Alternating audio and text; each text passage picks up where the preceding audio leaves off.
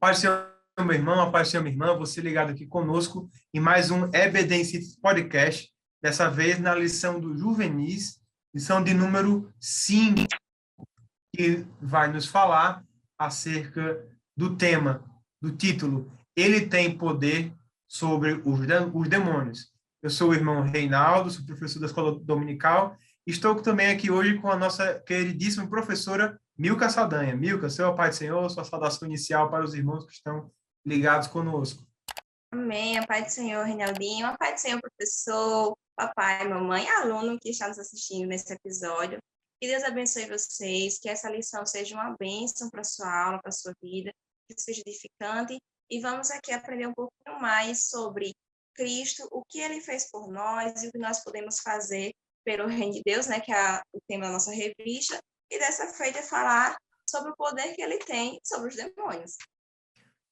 Tema árido, um tema assim, até um título um pouco estranho, mas eu creio que é algo que o seu aluno precisa ouvir, algo que o seu aluno precisa saber e talvez até chame um pouco a atenção, né? A gente não costuma tratar muito de demonologia nos nossos cultos, porque é um assunto meio estranho, a gente não gosta muito de dar ibope, né, pro inimigo, mas é sempre com o enfoque cristocêntrico, colocando Cristo acima de todas as coisas, acima dos principados, acima das potestades, porque ele tem por primazia, né, o título de Filho de Deus e soberano acima de todos nós. Bom, nossa aula começa com um texto áureo, um texto que vai guiar a nossa aula do começo ao fim. Se encontra em Lucas, capítulo 10, versículo 19, e diz assim: Eis que vos dou o poder para pisar serpentes e escorpiões e toda a força do inimigo, e nada vos fará dano algum. Bom, essa primeira passagem nos revela uma cessão de poder, ou seja, Deus nos dá poder, Jesus nos dá poder, nos dota de capacidade para, além de resistir às obras de cilada do inimigo, resistir à influência satânica dos seus ascetas, dos seus enviados, dos seus mensageiros, dos seus capangas, vamos dizer assim. Então, veja que Jesus revela a nós uma ideia de mundo espiritual, um mundo que nós não vemos, um mundo que nós, com os olhos humanos, não sentimos, mas é um mundo que faz muita diferença no mundo material. De alguma forma, as pessoas que não creem em Deus e de alguma forma não creem no Evangelho, não estão com os olhos espirituais abertos para essa realidade, que é que existe sim uma verdadeira batalha espiritual. Não estou falando aqui de conversar, fazer entrevista com o demônio, nem ficar vendo de onde é que você vem, de onde você vai, diga o seu nome, quantos são. Nós não podemos transformar isso em regra, mas, na verdade, a consciência do cristão de que existe um reino espiritual e que existem forças do mal que o tempo todo tentam nos derrubar é muito importante. E você conscientizar os falando disso faz parte do engatinhar dessa aula, da introdução dessa aula. E, irmão amigo, que a gente começa, então, nossa aula de hoje, tratando sobre as evidências da atuação dos demônios no Antigo Testamento. Porque, veja, se os demônios estão aí rondando há muito tempo, eles são muito antigos, então eles estão no Velho Testamento, estão no Novo, e, infelizmente, ainda estão soltos por aí. Isso mesmo. E antes de a gente falar sobre esse ponto, bem rapidinho, é bem interessante a gente estar tendo essa aula para os alunos, porque cada vez mais filmes, séries, têm abordado essa temática. Então, é algo que está na realidade do nosso aluno, do adolescente, do jovem. Então, eu realmente não tenho lembrança de ter tido uma aula dessa na EBD nessa faixa etária. Então, a ideia de se trazer para cá é porque se vê a necessidade. Então, é necessário falar. A gente precisa dizer realmente o que é esse mundo espiritual e quem são esses demônios e quem está acima deles. Para que eles não venham começar a acreditar que o que está ali naquele filme, naquela série, possa ser verdade. Eles têm que saber o que a Bíblia diz sobre isso. E aí a gente começa a lição falando sobre as evidências da existência desse mundo espiritual e dessas entidades desde o Antigo Testamento. Então, a gente vê que essas criaturas, elas são eternas, elas não são como nós, não são pessoas, e que elas existem há muito tempo. E a gente vai ver esses relatos desde o período da queda. Porque a gente vai ver a Bíblia escrita em Gênesis, Deus cria todas as coisas, cria o homem, cria a Eva, e esse casal peca. Eles pecaram. E quando eles pecaram, o pecado entrou no mundo. Mas já se tinha acontecido que Satanás já tinha entrado na Terra, ele vem em forma de serpente e ele vai tentar ali aquele homem e aquela mulher. No caso, primeiro a Eva, né, e Eva vai levar o fruto ao seu marido, Adão. Então, ali já tinha Satanás, e ele já tinha saído do paraíso, já tinha acontecido a queda. E com ele também foi uma parte dos anjos que decidiram desobedecer a Deus, e agora são o que a gente conhece por demônios. Então, veja que desde a história da humanidade, o início da humanidade, a gente já vê os relatos, e a gente já vê a influência dele sobre a humanidade, porque foi Satanás quem vai tentar. É interessante você falar isso, Milka, porque já fazendo também meio que um paralelo entre o ponto 1 e o ponto 2, Jesus ele vai falar no capítulo 10 do Evangelho do Apóstolo Lucas, de Lucas, ele vai dizer o seguinte, que eu vi Satanás cair do céu como um relâmpago. Então, assim, além disso revelar que Jesus estava no princípio das coisas, ele era já fazia parte da Trindade, ele contemplou a queda de Lúcifer, né? Então isso assim não era apenas um homem, era um homem que um homem Deus e um Deus homem que experimentou coisas que nenhum ser humano viu, né? E isso fala de uma humildade tamanha, de um Deus soberano, eterno, que se fez homem, mas que presenciou tudo, né? Desde o início do universo e antes também. Ele é o princípio, né? Desde o princípio de todas as coisas, ele já estava lá. E é ele que tem todo o poder, né? Satanás, ele tenta se equiparar, vamos dizer assim, a Deus, mas isso é impossível, e ele cai. E teve uma parte dos anjos que decidiram deixar a glória do Senhor, deixar uma vida com Deus, com o Deus Criador, para segui-lo. E agora, não bastante, eles vêm tentar influenciar a criação, principalmente nós, os homens, a humanidade. Então, que a gente já pega já 1.2, né? Exemplos bíblicos de atuação do mal dentro do Antigo Testamento. E depois a gente vê que também no Novo, e isso segue até os dias de hoje. Satanás e os demônios são seres astutos, não são seres bobinhos. Não se brinca com isso, sabe? Às vezes a gente faz quer fazer uma brincadeirinha, uma piadinha, mas eles são astutos. Nós somos protegidos pelo Senhor, mas ao nosso derredor, eles estão procurando uma brecha para tragar. Lá na igreja, nós temos líderes de departamentos, tem uns que dizem, olha, você descansa, mas Satanás e os demônios não descansam, eles ficam tentando algo para lhe tragar. Foi até um dos nossos maestros anteriores que falava isso para a gente, orientando, e é verdade, eles não descansam. E a gente vai ver que no Antigo Testamento, quando Deus está ali e vão se todos prestar contas, falar com Deus, lá no livro de Jó, quem aparece? Satanás. De onde você vem vindo de rodear a terra, viste, meus servos Jó? Então, Satanás, ele estava rodeando a terra, e ele não está sozinho. A gente... Pode dizer. Milka, perdão pela interrupção, mas tem alguns comentaristas que dizem até que essa situação de junto dos outros anjos, junto da adoração, subiu também Satanás. Alguns teólogos dizem que que a literatura, a forma da redação do texto, ela é como se o diabo estivesse prestando contas a Deus. Sim. De onde é que você vem? Eu estava aqui, rodeando a terra por ali. É como se Satanás não tivesse escolha. E aqui a gente começa a quebrar o primeiro ponto, que é não a guerra espiritual que existe nunca é entre Deus e o diabo. Essa é a primeira coisa que nós temos que deixar bem claro aqui.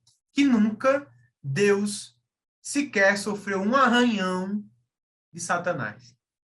Na verdade, Satanás é um derrotado, é um perdedor. Ele já está condenado Diferente de nós que temos a oportunidade de receber perdão pelos nossos pecados, Satanás está condenado. Ele é derrotado. Ele já foi, ele já é réu, já está condenado, já está amargando a vida, a sua existência eterna e terrível longe de Deus, diferente de nós. Não, é isso mesmo. A gente tem uma ideia de uma luta de boxe, mais ou menos. Eu nunca esqueci isso quando estava na igreja. Eu era pequena, menos de 15 anos, e o pregador disse, ó, não há uma luta de boxe. Deus já está com a luva e com a cara de braço. Estão brigando. Porque às vezes a ideia que a gente tem de guerra espiritual é isso, mas Deus ele já venceu, já ganhou. Apocalipse nos garante isso, quando a gente lê. Deus está em sua eterna glória. Ele nunca precisou se desgastar por conta de Satanás, por conta do demônio, por conta do pecado, por conta de nada. Ele é um ser supremo e todo-poderoso. Então, a gente também não precisa ter medo, né? A gente não precisa ter medo. A gente sabe em quem nós estamos. Nós sabemos em quem confiamos e quem é este Deus. Quanto mais nós nos aproximarmos de Deus, menor será o nosso medo. Claro, a gente não vai também abrir as brechas, né? Mas a gente buscar estar com o Senhor, porque são coisas diferentes. Às vezes tem gente que acha que porque eu estou com Deus, posso fazer o que eu quiser, tentar. Mas quando Jesus estava no deserto, que é uma evidência do Novo Testamento, e ele é tentado no deserto, ele diz, não tentarás o Senhor teu Deus como resposta. Entende? Você não é porque você está com Deus que você tem que... será que Deus vai me proteger mesmo? Não é ficar nessa. Não. Você obedece, você sei que ora Cristo, você está salvo, vai obedecer a Deus e não vai temer o mal, porque sabe que Deus está com você. Mas você não vai ficar por aí abrindo brecha. Isso é importante a gente com o nosso aluno. Às vezes, verdade. A gente quer... Pode dar motivo, Se você sabe que está naquela área fragilizado, tem que fazer de tudo para tentar livrar até o seu ambiente. Eu já conversei com alguns jovens, cerca de alguns temas bem sensíveis. E a minha recomendação, o meu humilde conselho, é que eles procurassem retirar da vida deles essas coisas que, querendo ou não, dão brecha. Esse nome brecha que a gente está falando aqui é uma oportunidade que nós damos ao inimigo de poder cirandar conosco, trabalhar em nossa vida. De alguma forma, ele vai entrar no nosso coração, na nossa mente, de alguma forma, e quando ele entra, só Jesus para tirar. Só Jesus para tirar. Veja, e aqui a gente já quebra um outro mito também, de que o inimigo é a causa dos nossos problemas. Rapaz, olha, Satanás é ruim, ele é muito ruim, ele é terrível. Ele é o nosso adversário, mas nem tudo é culpa dele. Tem coisa que é a gente mesmo.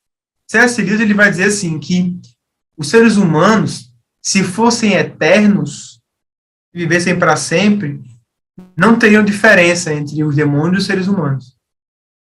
Nós temos que entender que a nossa natureza pecaminosa, claro, quando ela é o motivo, as concupiscências são os motivos que deixam Satanás fazer obra na vida do ser humano. Quando eu falo fazer obra, é construir palácios do inferno no coração do homem. Então, quando o inimigo, através do nosso pecado, nossa natureza pecaminosa, das concupiscências, entra no nosso coração, ali é só Jesus para retirar. Então, muita coisa que acontece na nossa vida é culpa nossa. Mas e aí vem o ponto importante, o ponto que detém um pouco de maturidade espiritual dos professores e alunos. Muitas vezes, embora, apesar de nossa natureza pecaminosa, nós damos brecha, e aí agora o brecha está no canto correto, com o conceito correto. Nós damos razão, nós incentivamos, nós abrimos a porta. Às vezes não é nem brecha, às vezes é uma porta, a gente entra, pode entrar. Quantos pecados nós não já cometemos que são pecados voluntários? Nós vamos plantando a semente da amargura do pecado no nosso coração.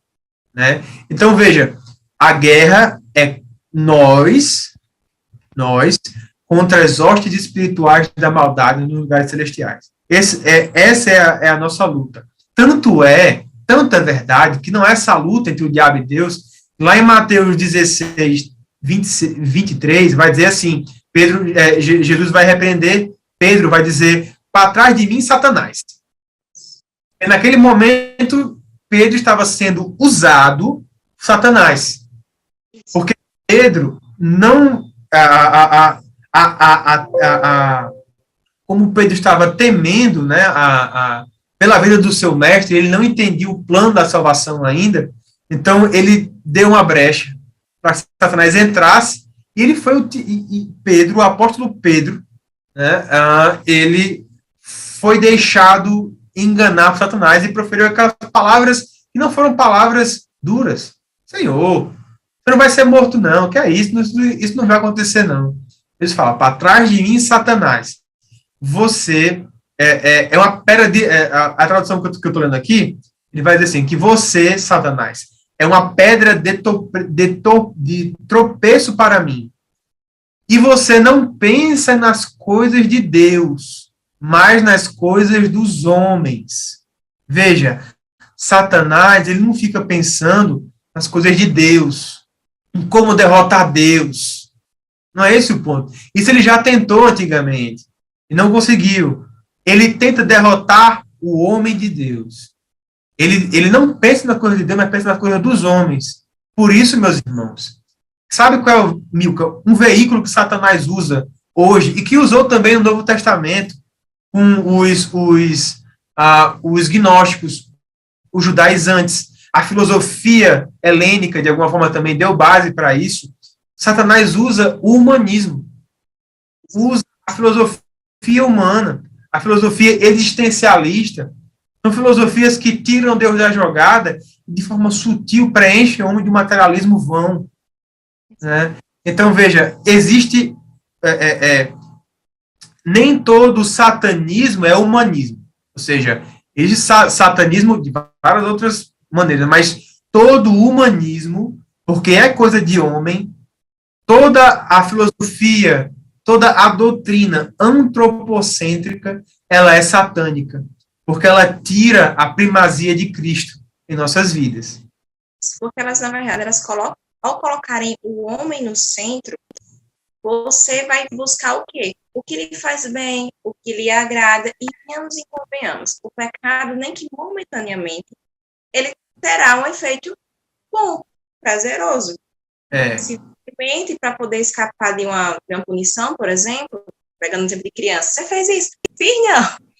Para a criança que é muito boa, ela se livra da punição, se livra do castigo. Mas é pecado, fere a santidade de Deus. Mas a teoria que coloca o homem no centro, quando você faz o seu centro, tudo que você vai você. Você vai ser o seu próprio ídolo. Você vai ser o objeto de adoração. É você mesmo. Seus pensamentos, seus desejos, suas escolhas serão por você.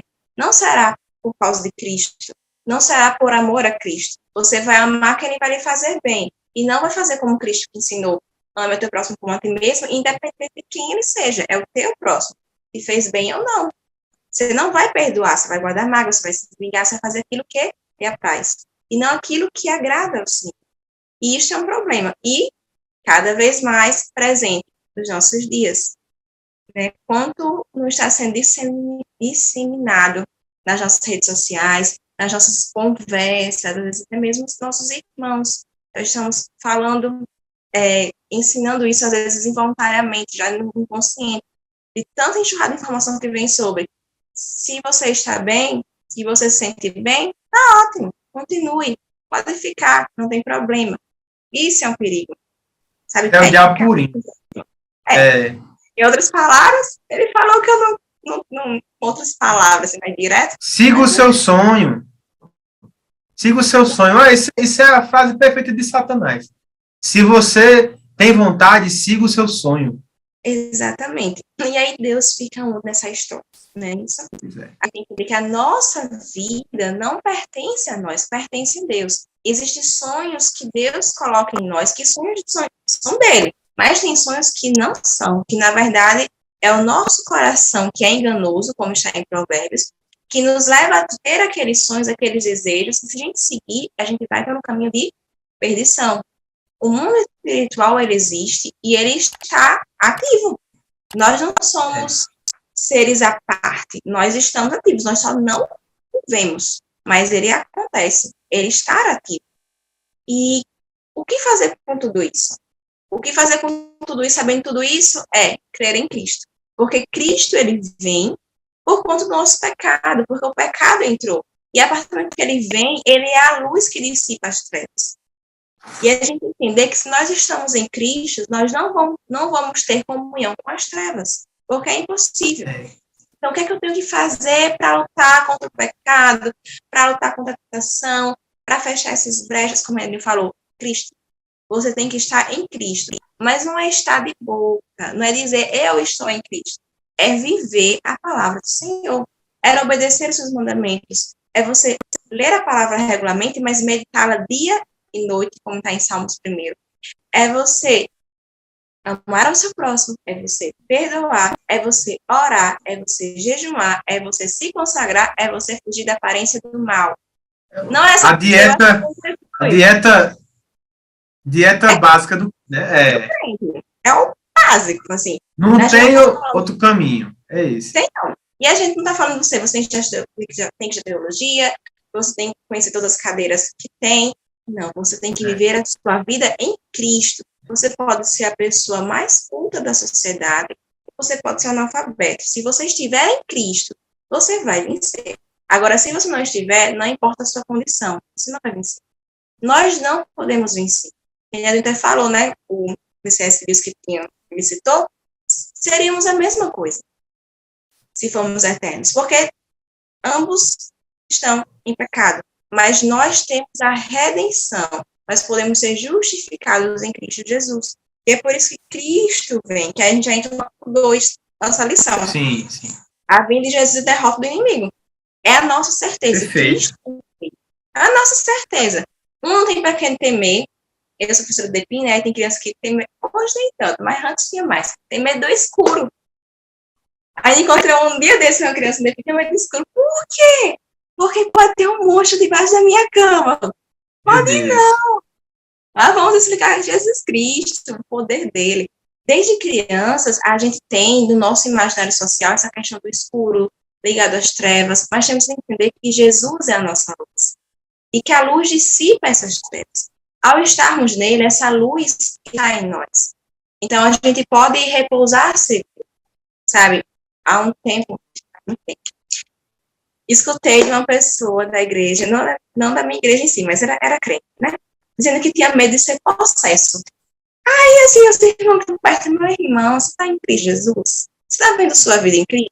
Porque onde há Cristo, onde está a luz, não haverá as trevas. Ele está ao seu redor, ele não... Cristo, ele está em você, ele é a sua segurança. Sabe? A gente tem que relembrar que Cristo é a nossa segurança. A gente precisa disso. Ele vai trazer essa derrota. A derrota que você tomar já está garantida.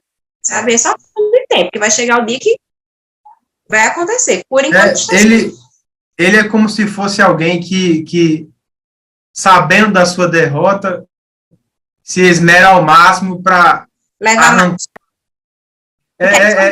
é como assim, Satanás, enquanto houver a última rosa na colina florida do mundo, ele quer destruir aquela última rosa. Ele quer fazer o máximo de estrago que ele conseguir até ele ser finalmente condenado sabe, ao sofrimento eterno do lado de fogo, que é a segunda morte para Satanás e seus anjos. Sim, ele vai tentar destruir tudo que é belo, tudo que é bom, tudo que Deus cria e que é puramente belo, ele tenta destruir. Né? E aí entra o que você falou da possessão. O que é essa possessão? Porque, assim, na Bíblia a gente encontra alguns tipos de atuação, tanto no Velho como no Novo.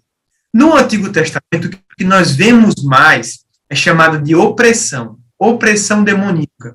O rei Saul, por exemplo, estava tendo uma opressão demoníaca. Davi, o seu instrumento de corda, né, e ali ele tocou e os espíritos malignos foram embora. E quando Davi saía da presença do rei, eles voltavam. Então, existe, primeiro, os demônios, eles agem de alguma forma, assim, meio que graduada. A gente pode perceber isso na Bíblia. Então, primeiro nós temos o quê? A opressão. E hoje, irmã Milka, é só o que a gente sabe. Sim. tem pessoas com espírito, por exemplo, de suicídio, né? Algumas depressões, falando que são todas, mas algumas depressões, elas são ocasionadas por espíritos malignos. Está tudo bem na vida daquela pessoa. Está tudo bem. Tudo mil maravilhas. Passou no Enem, conseguiu o emprego dos sonhos, família dos sonhos, mas vem uma depressão. Claro que muitas vezes isso é a falta do Espírito Santo na vida daquela pessoa, mas em algumas vezes é uma atuação demoníaca de opressão. Que a forma de retirar essa opressão é através de oração. Olha, se essa depressão, isso tem que ter muito discernimento do crente para saber diferenciar isso, tá? Porque, veja, se for uma possessão, perdão, se for uma opressão demoníaca, não tem psicólogo que dê jeito. Nem remédio, você vai tomar todas as medicações possíveis, não é falta de... Não vai ter jeito.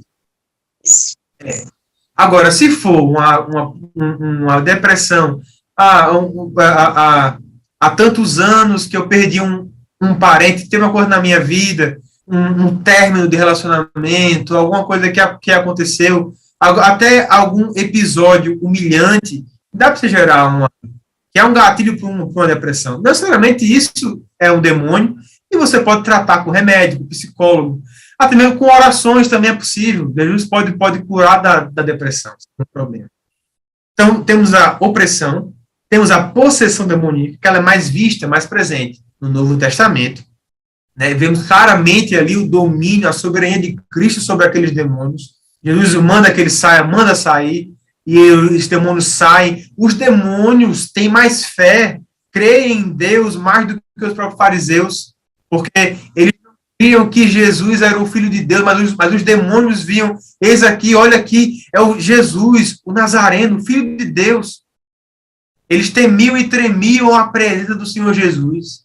Então, meu irmão, se você tem medo, se alguém aqui está vendo esse vídeo, tem medo de ser possesso, não tenha. Porque se você tem Jesus, os demônios tremem nas bases. Eles não permanecem diante da presença do Senhor Jesus. Então, temos a obsessão, a opressão, a possessão demoníaca, né? São estágios avançados, só que a possessão, eu entendo que é maior do que a opressão, embora eu acredito que algumas vezes a opressão é mais danosa do que a possessão demoníaca.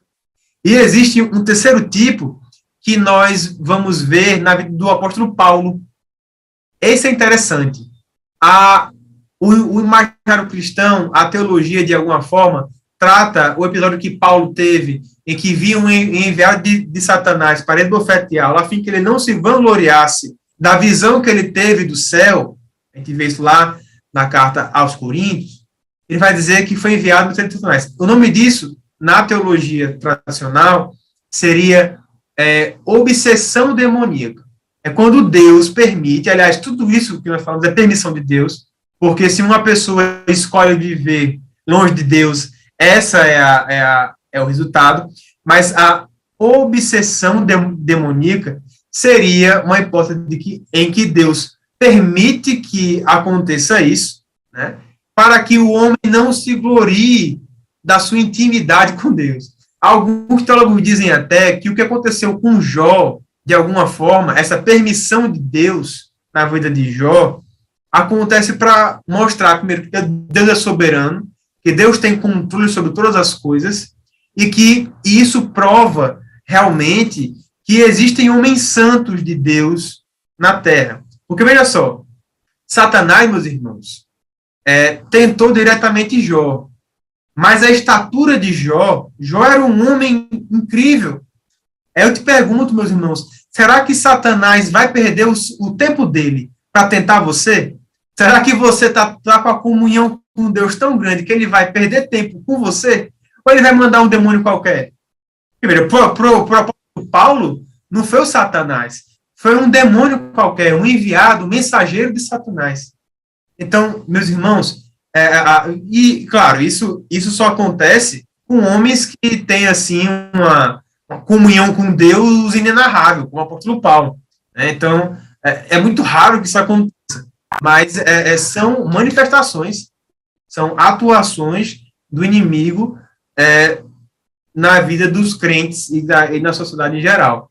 Existe ainda, Milka, a gente não vai entrar aqui nesse tema, porque senão a gente fica muito, muito, muito grande, mas você tem que falar sobre que existe uma diferença entre principado, potestade, então vocês podem depois ver o que é o principado, pesquise isso. O pastor Antônio Gilberto, se eu não me engano, traz isso na Bíblia de Estudo dele. Na Bíblia de Estudo Pentecostal fala sobre isso também. É importante que você traga para você ver a dimensão geográfica de cada atuação demoníaca. Só para você ter uma ideia, no carnaval, os centros de macumba e de espiritismo, candomblé, umbanda, não sei dizer quais, mas congêneres desses, não abrem. Eles não funcionam. Porque não desce santo, não desce entidades nenhuma. Todos estão no carnaval. Então, de alguma forma, tem um número limitado de demônios que estão ocupados no carnaval.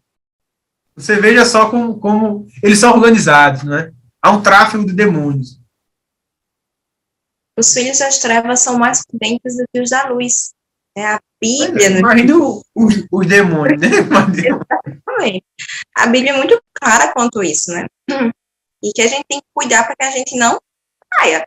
Porque depois de tudo isso, o que fica muito claro é que eles não estão aqui para brincar, não estão de brincadeira, não estão de oba-oba passando o tempo. Na verdade, eles têm um propósito firme de desviar o crente. Porque quem não é crente já está com eles. Entendeu? Agora, nós que estamos em Cristo Jesus, nós não somos compatíveis com eles. Então, eles vêm tentando tragar, procurar quem possam tragar. E cada vez mais, meus irmãos, está presente as atuações satanais, mas de uma forma muito sutil. Cada vez mais é sutil o seu agir. E a gente precisa ter muito cuidado, a gente precisa orar bastante, jejuar, se consagrar, pedir discernimento a Deus. E muitas vezes o negócio vem de uma forma tão simples. Não é inofensivo. Uma série, um livro, uma amizade. Uma amizade. Tem uma série Lúcifer, não tem? Tem. Tem. Eu não assisti, não pretendo assistir, mas a gente conhece pessoas que assistiram. E assim, passa sempre assim, um trailer, alguma coisa. Não, e o comentário é interessante, e o povo passa a torcer pelo personagem. Você fica. A pessoa torcendo pro diabo, como é que pode? Lascou-se tudo, não, meu amigo? Porque faz o quê? Romantizam as coisas. Romantizam. E Satanás, ele não é descrito na Bíblia como aquele ser de desenho animado da década de 80, da década de 90, um ser feio, chifres, cara de mal. Ele é muito mais parecido com o que está nessa série. Um ser bem apresentado. Bonzão. Bem apresentado, tem uma boa fala. De certa forma, as meninas que assistiram assim, carismático, não sei o que. Gente, mas o pior é que ele vem de forma sutil. Ele vem combatendo vilã, então vejam a sutileza. É uma série que basicamente mostra, seja intencional ou não, como é, mas a gente não consegue aceitar. A gente veio de uma geração que construiu de uma forma negativa, o personagem de uma forma feia, e quando aparece de uma forma bonita, bela aos olhos, a gente diz, tá tudo bem. Vejam como é sutil e como é espaçado. Tudo foi preparado no decorrer do tempo. Então temos que ter cuidado. Cuidado com o que nossos filhos assistem, cuidado com o que nós assistimos, com o que falamos e com o que consumimos. Rede social, principalmente. A nossa vida, muitas vezes, gira em torno de uma rede social quando trabalho.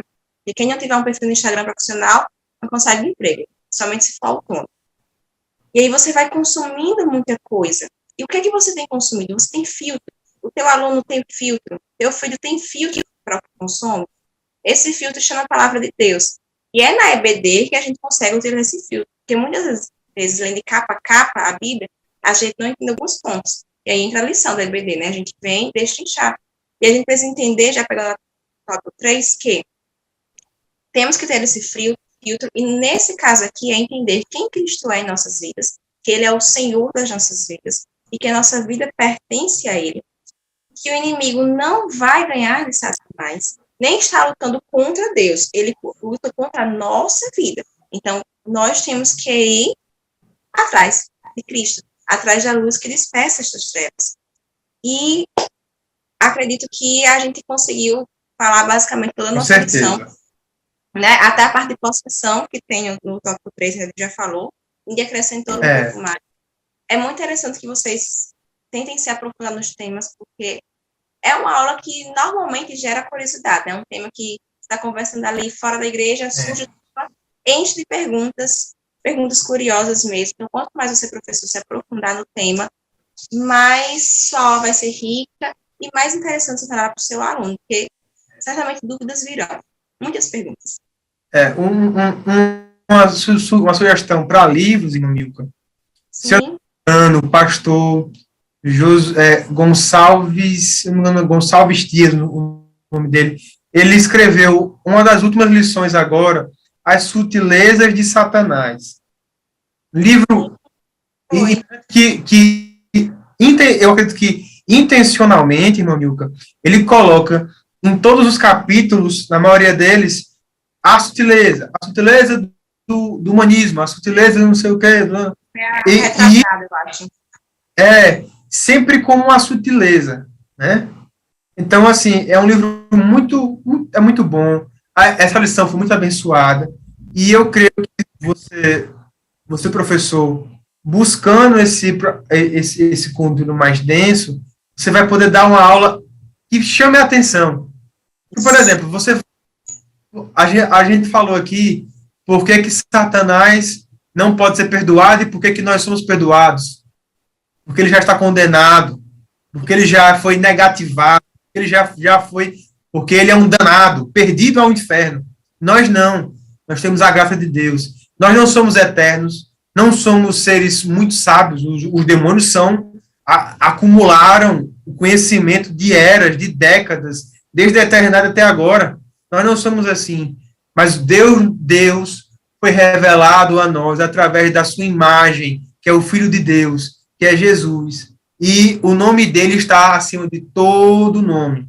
E todo joelho se dobra, se prostra diante de Deus. Então, meus irmãos, termine a aula assim. Acho que essa é a dica, né, irmã Milka? Terminar a aula assim, professora.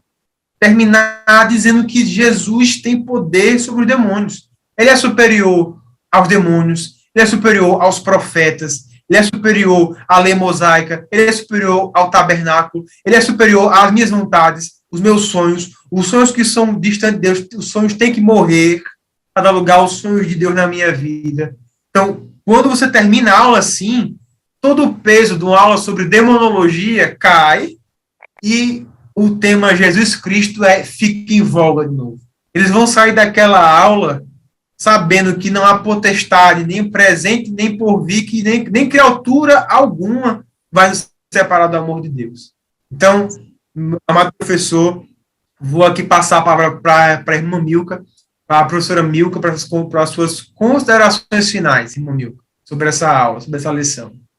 Então, professor, espero que vocês tenham aprendido um pouquinho conosco, né, que a gente tenha agregado um pouquinho mais de conhecimento para a sua aula, e que fique claro a você, ao seu aluno, que Cristo é maior que todas as coisas. Ele é maior que os nossos problemas, é maior do que as nossas dificuldades, é maior do que a nossa vida, e ele tem nos chamado para falar do amor dele, falar de quem ele é, e agora nessa lição tão importante, que é realmente mostrar que ele é o Deus Todo-Poderoso, que você possa ir com alegria ministrar essa aula, com a certeza no seu coração de que Deus ele é soberano, que ele cuida de você, cuida do seu aluno, e que ele está acima de todas as coisas. Essa aula está merecendo uma oração para terminar esse podcast hoje, né?